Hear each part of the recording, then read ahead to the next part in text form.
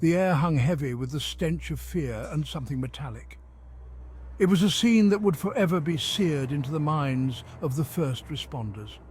The small flat in Virar, usually bustling with the sounds of a family, was eerily silent, save for the sobs of two young children huddled in a corner. Their faces, pale and streaked with tears, told a story of unimaginable horror. The victim, a woman in her late 50s, lay sprawled on the blood-soaked floor, her lifeless eyes staring vacantly at the ceiling. Her once vibrant sari was now a macabre shroud, stained crimson. The brutality of the attack was evident in the multiple stab wounds that marred her frail body. Neighbours, alerted by the commotion, peered through the open doorway, their faces etched with a mixture of shock and morbid curiosity. Whispers of "who could do such a thing" and "those poor children" rippled through the gathering crowd. The weight of the tragedy hung heavy in the air, a palpable reminder of the darkness that can lurk beneath the surface of seemingly ordinary lives.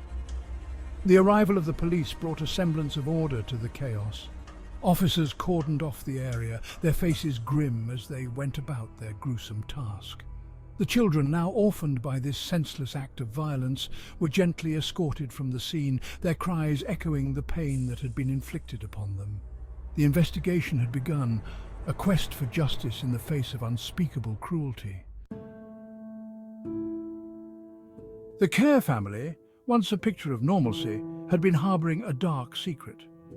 Behind closed doors, a storm of domestic abuse had been brewing for years.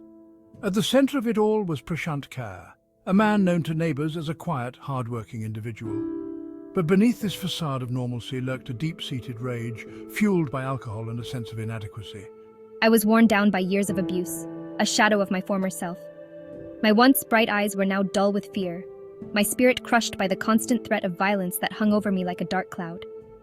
I bore the brunt of Prashant's anger, enduring his verbal and physical assaults with a stoicism born of despair. The children, too young to understand the complexities of the situation, lived in a perpetual state of terror. Their childhood, meant to be filled with laughter and joy, was instead tainted by the constant fear of their father's drunken rages. They witnessed things no child should ever have to see, their innocence stolen by the monster who was supposed to protect them. The weight of Prashant's abuse extended beyond his immediate family. His mother-in-law, a constant presence in their lives, became a target for his drunken tirades. She had witnessed firsthand the pain he inflicted upon her daughter and grandchildren, and she made no secret of her disapproval. This only served to fuel Prashant's rage, setting the stage for the horrific events that were to unfold. The burden of financial instability pressed heavily on Prashant's shoulders. Once a skilled artisan, his work had become erratic, his once reliable hands now trembling under the influence of alcohol. The loss of his steady income had plunged the family into a financial abyss, their meagre savings quickly dwindling. The shame of his situation gnawed at Prashant's pride, pushing him further into the clutches of despair and addiction. He saw himself as a failure, unable to provide for his family.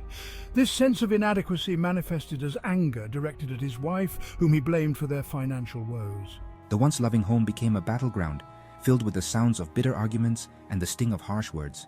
The walls, once adorned with pictures of happier times, now seemed to close in on us, suffocating us with the weight of our despair. Each day brought fresh anxieties, each unpaid bill a testament to their dwindling fortunes. The pressure was relentless, pushing Prashant closer to the edge. He sought solace at the bottom of a bottle, numbing the pain of his reality with each swig of cheap liquor. But the respite was always temporary, and the guilt and shame would return with a vengeance, fueling the cycle of abuse and despair.